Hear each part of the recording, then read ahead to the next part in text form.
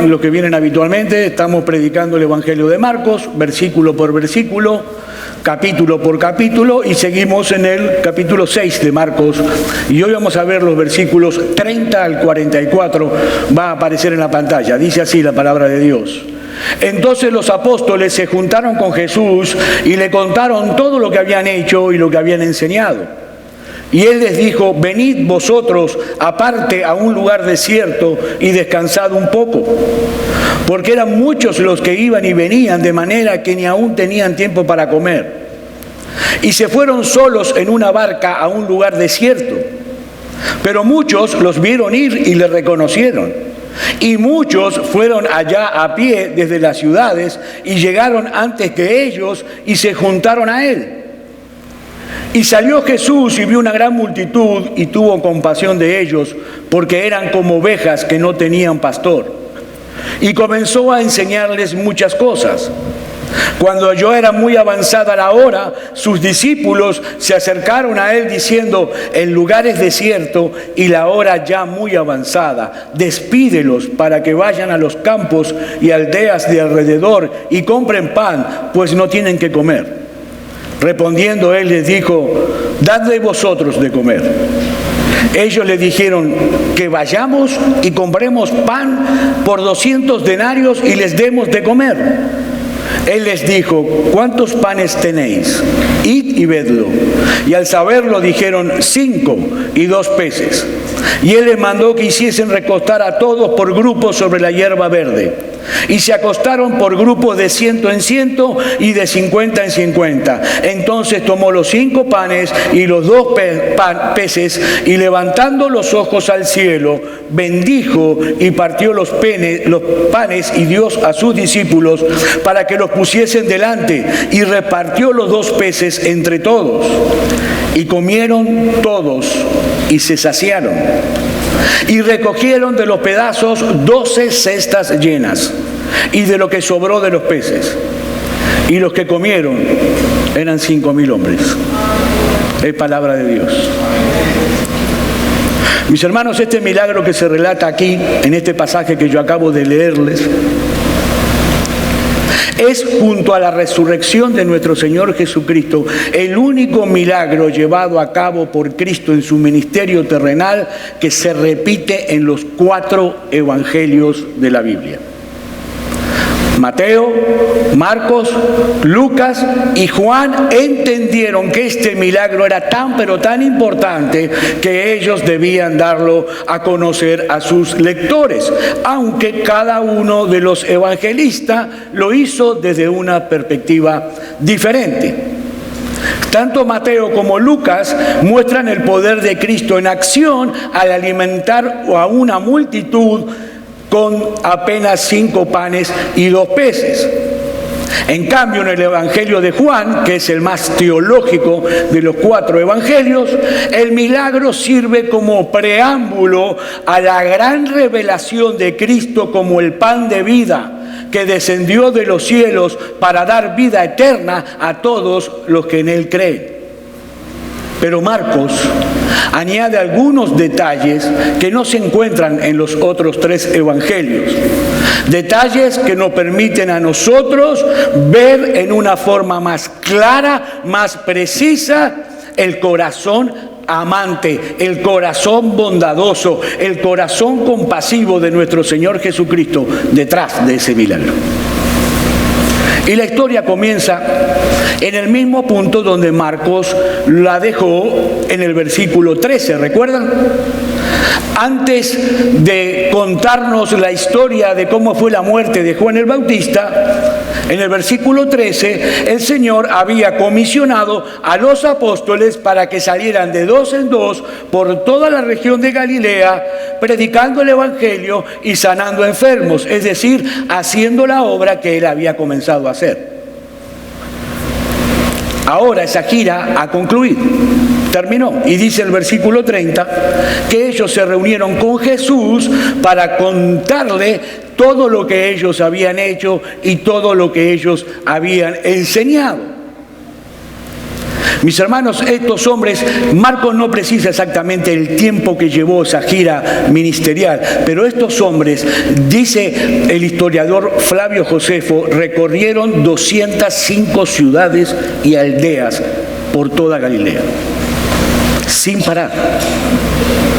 Nosotros tenemos que suponer que estos hombres habían pasado por la experiencia más agotadora y más estresante de toda su vida. Semana tras semana habían estado lidiando con las miserias humanas. Semanas tras semanas tratando con las dificultades de la gente, recibiendo en carne propia el impacto de la incredulidad de muchos y recibiendo también el impacto de la alegría de la conversión de muchos. El punto es, mis hermanos, que estos hombres regresaron de una gran gira ministerial y estaban completamente exhaustos, literalmente, en un sentido físico y en un sentido emocional. Mis hermanos, esto nos muestra que el ministerio es sumamente agotador, sumamente agotador. No importa lo que hagas, nunca será suficiente. Siempre habrá inconversos que evangelizar, siempre habrá creyentes que discipular, siempre habrá personas con problemas que necesitan ayuda. Estos hombres estaban agotados, así que el Señor reconoce el agotamiento de sus discípulos y decide llevárselos de vacaciones en una barca a un lugar solitario, lejos de la presión de la gente, para que descansen, porque dice el texto que iba y venía gente y no tenían tiempo ni para comer. Y entonces se fueron en una barca a un lugar solitario y apartado. Pero en la soberanía de Dios, la historia da un giro inesperado para nosotros.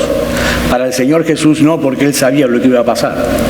Da un giro inesperado. Dice el versículo 33 que la gente los vio partir en la barca y comenzaron a seguirlo, porque los reconocieron y comenzaron a llegar multitudes de todas las ciudades de alrededor. Y esto nos lleva a nosotros a la primera escena de nuestro pasaje.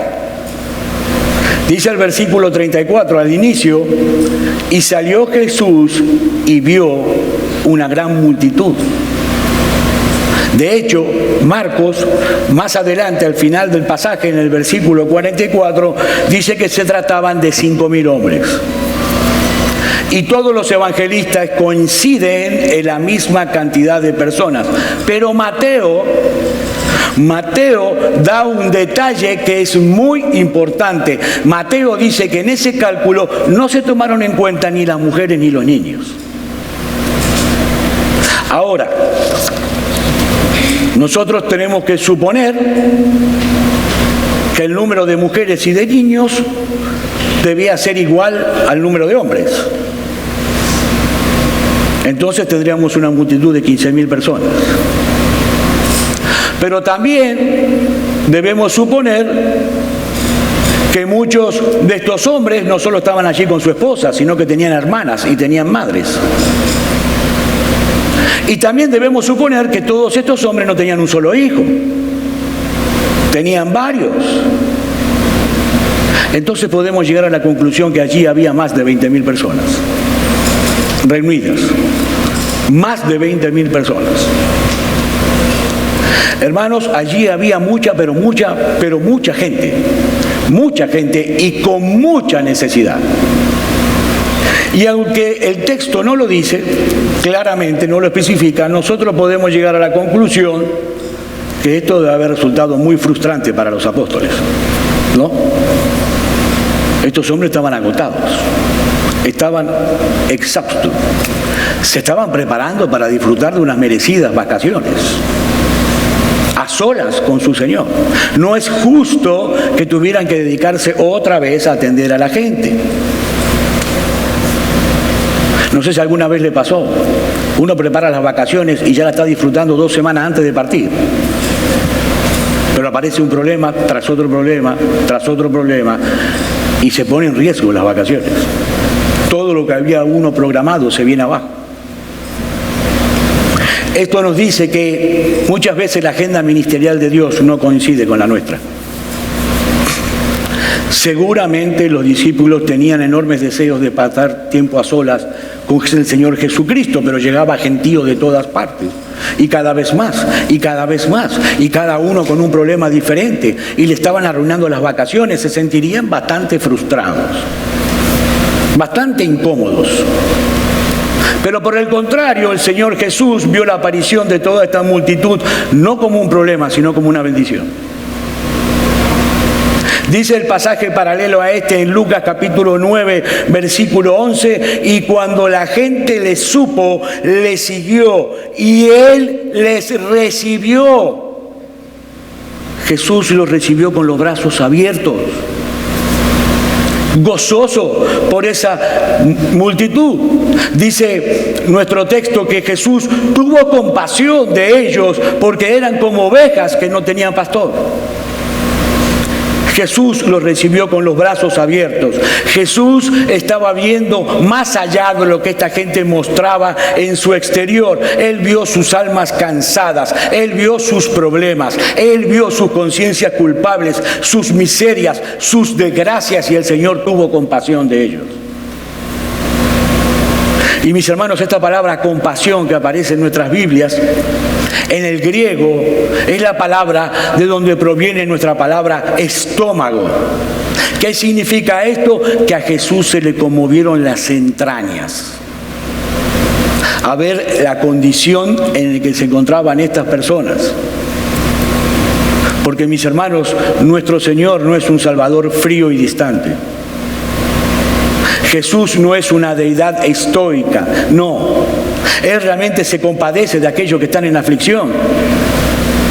Mi hermano, yo no sé el problema por el que tú puedas estar pasando, pero algo debes saber: Cristo se compadece de ti. Él siente compasión. Él no puede reaccionar con indiferencia al ver tantas personas con necesidad.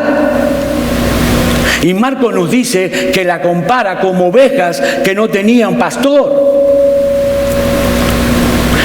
¿Y por qué la Biblia siempre compara al ser humano con las ovejas? Y esto lo expliqué ya en una oportunidad. Porque la oveja es el animal más indefenso, más inútil y más incapaz de toda la creación de Dios. La oveja no puede valerse por sí misma. La oveja sin un pastor que las guíe muere, no sobrevive. La oveja no sabe dónde buscar agua, la oveja no sabe dónde pastar y buscar comida, la oveja no sabe cómo defenderse de sus depredadores. Una oveja si se cae, muere tirada porque no sabe levantarse. Es el animal más indefenso, más inútil y más incapaz. Y justamente esa es la condición en la que se encontraba toda esa gente, la misma condición en que nos encontrábamos nosotros antes que Cristo llegara a nuestras vidas. La misma condición.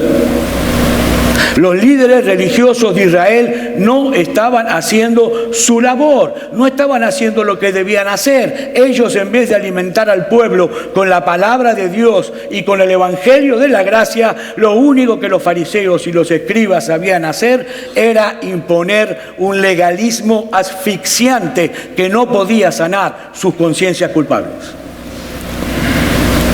Los líderes religiosos no sabían pastorear almas, ellos solo sabían imponer reglas. Esta gente necesitaba urgentemente de la palabra de Dios.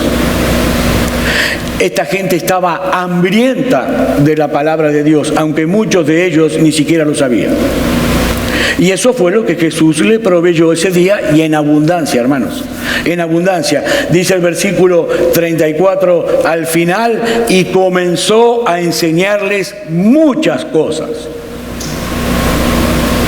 Jesús sanó muchos enfermos ese día. Esto lo sabemos por los otros 3 evangelios que así lo cuentan. Jesús sanó mucha gente. Pero lo que Marcos resalta aquí es que comenzó a enseñarle muchas cosas, y este es un detalle muy importante, hermanos. La forma en la que Cristo le mostró a toda esta gente su corazón compasivo, su corazón amante, fue enseñándoles la palabra de Dios.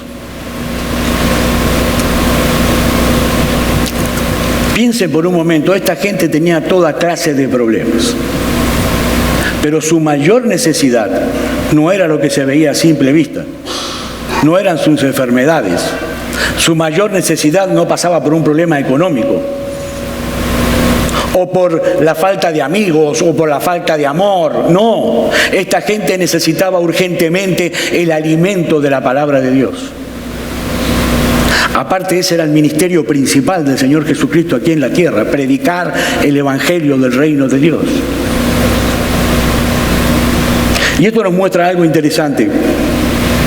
Mis hermanos, una de las maneras, o la manera más importante en que los pastores mostramos su amor hacia ustedes, es estudiando la palabra de Dios más de 30 horas por semana, para pararnos luego en este púlpito y traerla con fidelidad, con sana doctrina.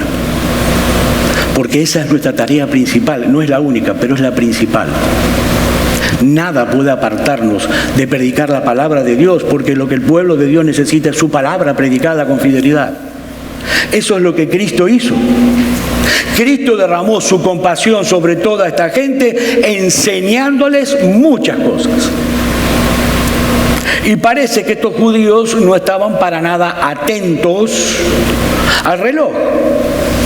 Ellos no estaban pensando, me parece que el Señor está tardando demasiado.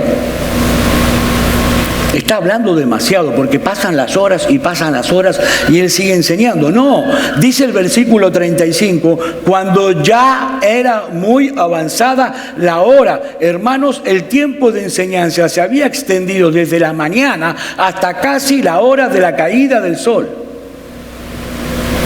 Y sigue diciendo el versículo 35 y el 36, sus discípulos se acercaron a Él diciendo, el lugar está desierto, la hora es muy avanzada, despídelos para que vayan a los campos y aldeas de alrededor y compren pan, pues no tienen que comer.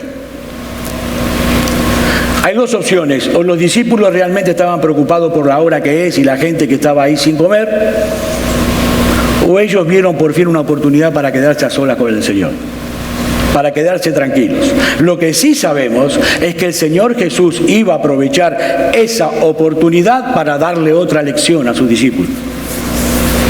Estaba por caer la noche, estaban en medio de la nada, la gente estaba hambrienta de comida, no solo de la palabra de Dios.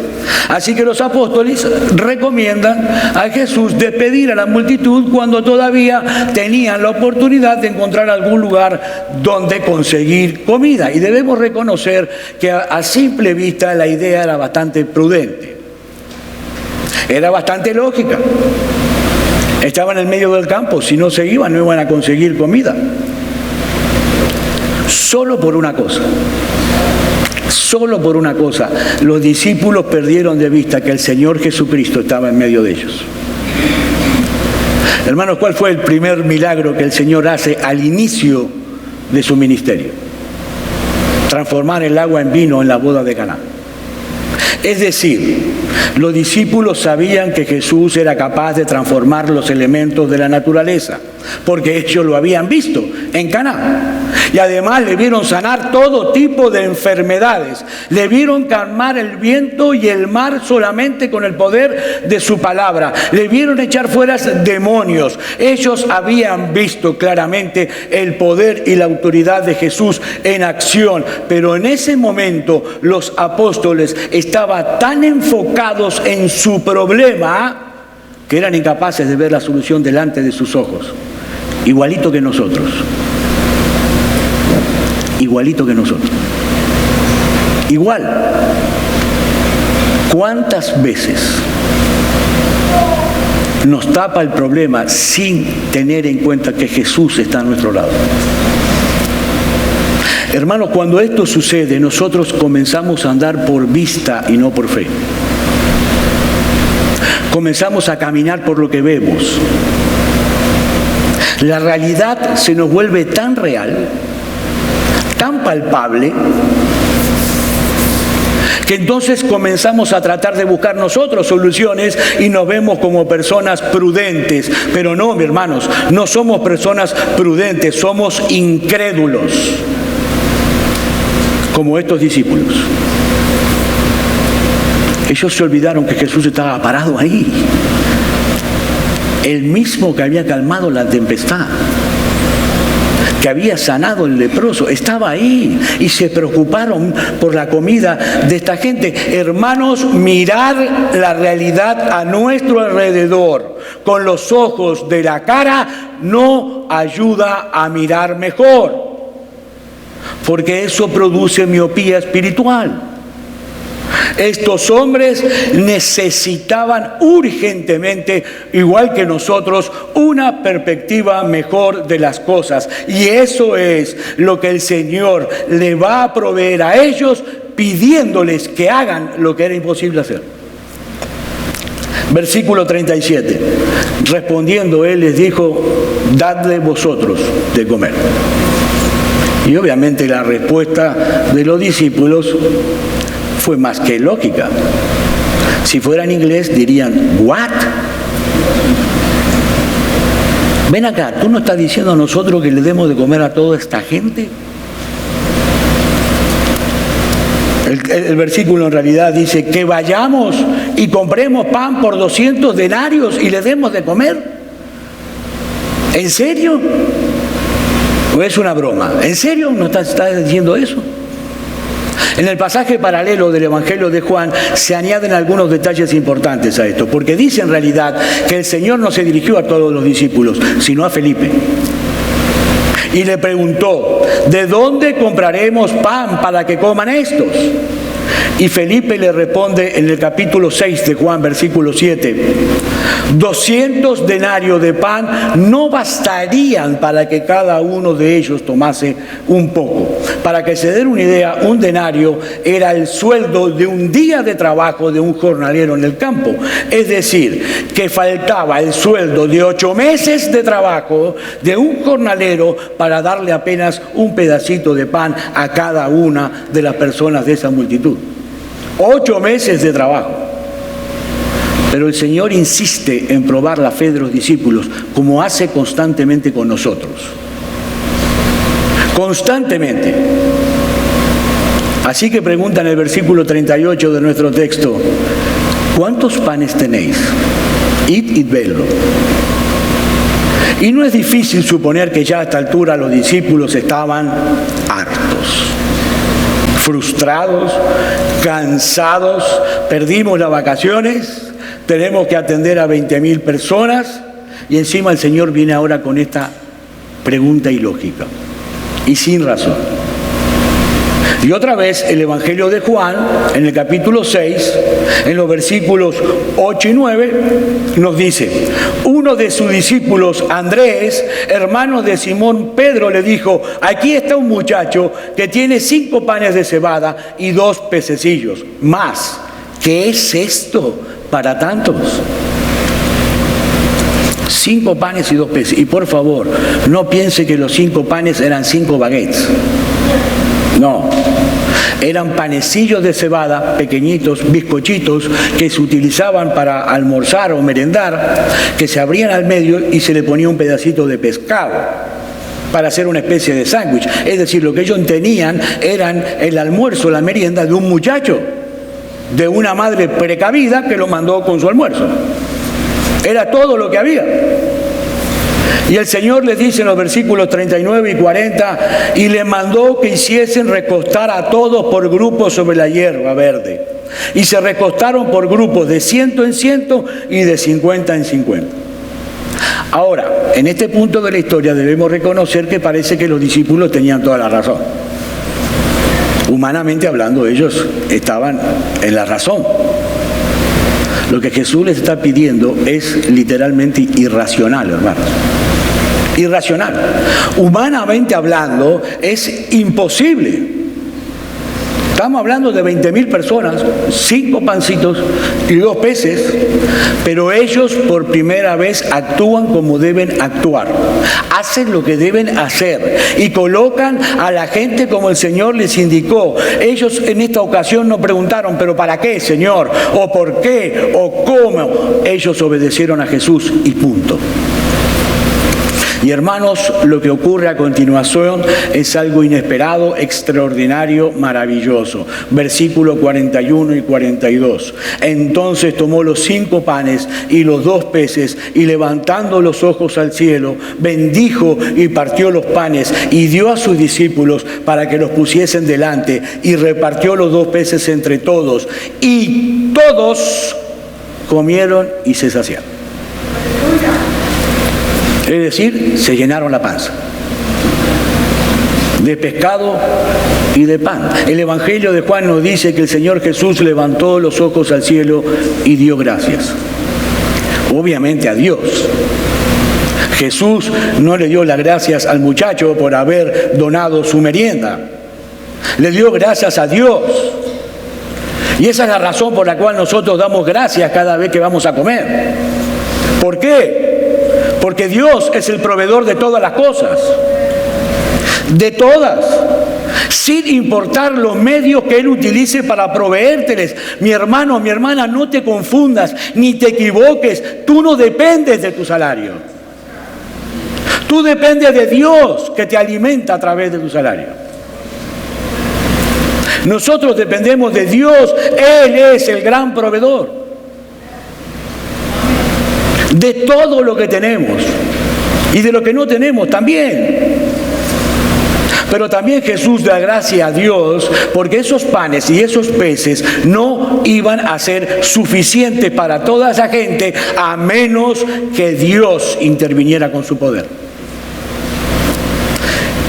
Y el Señor comienza a repartir los panes, a partir los panes, a partir los peces, y que los repartan los discípulos, y para el asombro de todos los presentes, tanto los discípulos como la multitud que estaba reunida allí, todos comieron y se saciaron. Y no solamente eso, hermanos, dice el versículo 43, y recogieron de los pedazos que sobraron 12 cestas llenas, y de lo que sobró de los peces, una cesta para cada discípulo. 12 cestas.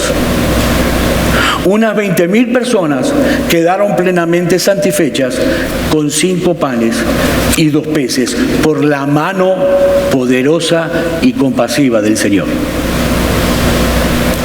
Hermanos, ¿saben qué fue lo que sucedió aquí? Esto fue como una especie de regreso al paraíso. ¿Saben por qué? Porque por primera vez desde la caída de Adán y Eva, un grupo de personas tuvo la oportunidad de comer una comida que no había sufrido los efectos de la maldición del mundo por causa de nuestro pecado. Mis hermanos, el mundo fue maldito por causa del pecado de nuestros primeros padres. Lamento decirte, mi hermano, mi hermana, que todos esos alimentos que tú te comes todos los días y que parecen tan deleitosos y tan sabrosos y tan apetecibles, están malditos. Todos están malditos, por más apetitosos que te puedan parecer. Todos los alimentos han sufrido el impacto de la caída. Este mundo fue sometido a maldición, fue sometido a vanidad. Mi hermano, tú puedes estar seguro que tú nunca en tu vida has comido un pan o un pescado que tuviera mejor sabor que el que comió esa multitud ese día. Seguro. Mis hermanos, el Señor Jesús estaba aquí replicando el milagro de Moisés en el desierto cuando Dios hizo caer maná del cielo, que el hermano Felipe, el pasaje que leyó hace unos minutos. Es por eso que el Evangelio de Juan conecta los dos sucesos. Y el Señor Jesús dice en Juan capítulo 6, versículo 35, yo soy el pan de vida. El que a mí viene nunca tendrá hambre, y el que en mí cree no tendrá sed jamás. Mis hermanos, este milagro es una representación gráfica del Evangelio. El Señor Jesucristo vino a este mundo a saciar el alma hambrienta a través de su muerte en la cruz del Calvario. Porque Él es un Salvador compasivo. Él es un Salvador lleno de gracia, lleno de amor y lleno de poder. En el mismo capítulo 6 del Evangelio de Juan, pero en los versículos 47 al 51, el Señor vuelve a repetir: de cierto os digo, el que cree en mí tiene vida eterna. Yo soy el pan de vida. Vuestros padres comieron el maná en el desierto y murieron. Este es el pan que desciende del cielo, para que el de él come no muera. Yo soy el pan vivo que descendió del cielo. Si alguno comiere de este pan, vivirá para siempre. Y el pan que yo os daré es mi carne, la cual yo daré por la vida del mundo. Mis hermanos, mis amigos que están hoy aquí entre nosotros, Jesús es el pan de vida. Él es el pan de vida. Mis hermanos, este milagro no fue más que un preámbulo para el gran banquete de salvación que nuestro Señor Jesucristo ofreció en la cruz del Calvario. Él es el pan de vida. Y hay varias lecciones que nosotros podemos derivar de este pasaje.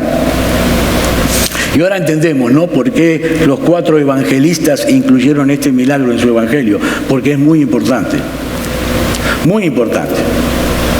Mis hermanos, Jesús se está presentando aquí como Jehová Jireh. Jesús se está presentando aquí como el creador de todo el universo, como el todopoderoso, como el gran proveedor que puede proveer todas nuestras necesidades. No lo que tú quieres, tus necesidades. Todas. Y la primera lección que nosotros encontramos aquí es que el verdadero descanso del alma no se encuentra en una vida libre de problemas. El verdadero descanso del alma no se encuentra en una vida con amplias posibilidades económicas para podernos dar los gustos que queramos o irnos de vacaciones todas las veces que se nos dé la gana. No. El verdadero descanso del alma se encuentra en una visión apropiada de la compasión, la misericordia, la gracia, el poder, la sabiduría y la bondad de nuestro gran Dios y Salvador Jesucristo. Allí está el descanso del alma. Yo soy el pan de vida. Mi hermano, créeme lo que te digo, tú puedes tener millones y millones y millones en el banco. Tú puedes tener una vida muy cómoda, tú puedes tener lujos, tú puedes tener placeres, pero si tú no estás viendo a Jesús de esta manera, como el verdadero pan de vida, tu alma no tendrá descanso jamás. Jamás. Es Jesús el único que da descanso al alma. Jesús y nadie más. Mis hermanos, no son las circunstancias las que producen cansancio y pesadez en nuestras almas. Lo que produce cansancio y pesadez es perder de vista al Salvador que se revela en el Evangelio. ¿Qué dijo el Señor Jesús en Mateo capítulo 11, versículos 28 y 29? Venid a mí, todos los que estáis trabajados y cargados, y yo os haré descansar. Llevad mi yugo sobre vosotros y aprended de mí, que soy manso y humilde de corazón, y hallaréis descanso para vuestras almas. Es Jesús y nada más que Jesús. Un autor escribió lo siguiente: esta es la ecuación del Evangelio. El poder divino más la compasión divina es igual a todo lo que tú necesitas. El poder divino más la compasión divina es igual a todo lo que tú necesitas. Filipenses capítulo 4, versículo 19. Mi Dios, pues, suplirá todo lo que os hace falta conforme a sus riquezas en gloria en Cristo Jesús. Mis hermanos, nuestro Dios no es tacaño. Él es bueno, Él es generoso, Él es compasivo. Él siempre te va a proveer lo que tú necesitas. Repito, no lo que tú quieres, pero sí lo que tú necesitas. Otra lección que nosotros aprendemos de este pasaje es importante. Las necesidades de los demás no son interrupciones o problemas en nuestro camino, son momentos de gracia. Momentos de gracias. A veces uno quiere hacer algo, tiene un plan para el domingo, para el sábado, y se encuentra de frente con el problema de alguien más, de una persona. Y realmente a veces uno preferiría no verlo, ¿no? O hacerse el tonto, o dejarlo pasar. Uno quisiera ser como el sacerdote en el pasaje del buen samaritano, que vio al hombre tirado en el piso, golpeado por los asaltantes, y dijo: yo tengo demasiadas cosas que hacer, tengo que llegar al templo, yo tengo una agenda cargada, yo no tengo tiempo de estar ocupando de las necesidades de otro. A veces pasa. Tenemos planes y son interrumpidos. Mis hermanos, hay mucha gente en necesidad a nuestro alrededor. Pero nosotros necesitamos tener ojos compasivos con ellos. Simplemente tienes que abrir los ojos, mis hermanos. Simplemente tienes que mirar más allá de ti mismo, a tu alrededor. Tienes que estar dispuesto a salir de tu zona de confort, de tu zona de comodidad, y mirar alrededor, y yo te puedo asegurar a ti que vas a encontrar muchas oportunidades de servir a otro. Esas son oportunidades de gracia que Dios está poniendo delante de tus ojos, mi hermanos. Es más bienaventurado dar que recibir. Nosotros no somos el Salvador. Nosotros no somos el proveedor. Nosotros no podemos alimentar una multitud con 5 panes y 2 peces, pero hermanos, Jesús sí puede hacerlo. Y Él ha decidido soberanamente hacerlo a través de hombres y mujeres como tú y como yo. Solo basta mirar alrededor. Pero también aprendemos de esta historia que Jesús es el único que realmente puede satisfacer al alma hambrienta. El único que le puede dar satisfacción al alma hambrienta. Solo Jesús puede hacer lo que Él hizo ese día. Y lo hizo a través de su obra redentora en la cruz del Calvario. Jesús sacia completamente al alma hambrienta. Quiero dirigirme al final a ti, mi amigo, que estás entre nosotros hoy sin Cristo. Tú eres una oveja sin pastor. Y créeme, estás en grave peligro. Estás en peligro no solo porque eres incapaz, inútil, para enfrentar los problemas de esta vida, sino que estarás completamente desprotegido cuando tengas que enfrentarte con la justicia de Dios en el día del juicio. Tu gran problema, mi amigo, nada tiene que ver con tu salud, en absoluto, ni con tu situación económica, ni con tus relaciones humanas. Tu gran problema tiene que ver con tu pecado. Con tu pecado tiene que ver con la justicia de Dios. Dice la Biblia que todas las cosas están desnudas y abiertas ante los ojos de aquel a los que tenemos que dar cuenta. Fue por eso precisamente que Cristo vino al mundo a ofrecer salvación, a ofrecer redención, a ofrecer perdón de pecados, a ofrecer vida eterna, a saciar el alma hambrienta por medio de su cuerpo, por medio de su muerte, por medio de su obra de redención. Pero, amigo, tienes que comerte el pan de vida. No hay otra opción, tienes que comerte a Jesús. Juan capítulo 6, versículo 54. El que come mi carne y bebe mi sangre tiene vida eterna, y yo le resucitaré en el día postrero. Y mi amigo, eso no se hace participando de la misa. Créeme. No. Eso se hace solamente a través de la fe y el arrepentimiento. Mi amigo, tienes que apropiarte de Jesús a través de la fe y del arrepentimiento. El peor pecado del ser humano, mi amigo, no es la idolatría, ni tampoco es la homosexualidad, ni el homicidio, ni el adulterio, ni robar, ni mentir. El peor pecado de un ser humano es rechazar a Jesús en incredulidad. Mi amigo de corazón, Cristo ha sido presentado esta mañana en este lugar.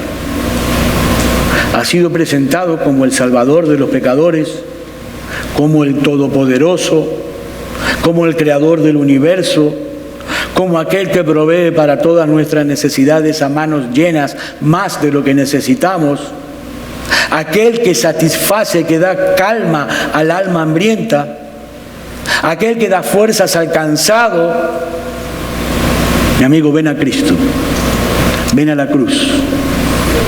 Allí donde estás, en tu lugar, ven a Cristo en arrepentimiento y fe. Clámale a Él por misericordia. Clámale a Él por el perdón de tus pecados. Cristo es un gran Salvador, poderoso y compasivo. Mi amigo, ven y come el pan de vida. Y la vida eterna te será concedida en este mismo instante, gratuitamente, por medio de la fe. Vamos a orar.